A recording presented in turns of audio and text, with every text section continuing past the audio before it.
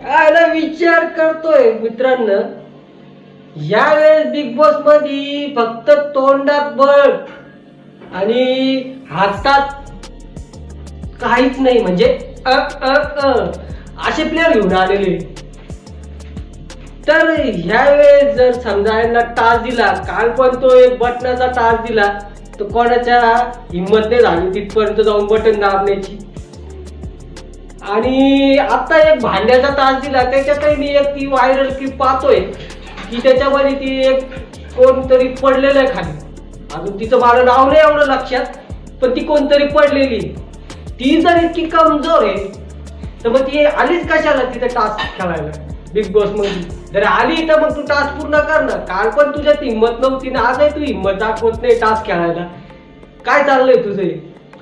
चाली आहे तर टास्क खेळ. नुसतं तोंडात बळ असून उपयोग नाहीये. कारण की तिथे मी तो एक क्लिप पण पाहिली, ती म्हणत होती माझे काहीतरी इतके फॅन आहे तितके फॅन आहे. ती एक छोटी क्लिप पण पाहिली मी बिग बॉस मध्ये काल.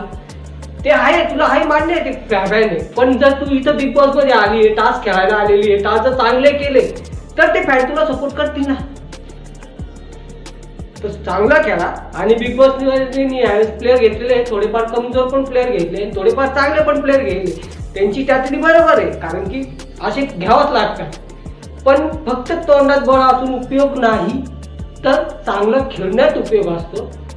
तर त्यामुळं यावेळेस बघा तुम्ही, बिग बॉस चांगलं आहे चांगलं, पण प्लेअर कमजोर आहे.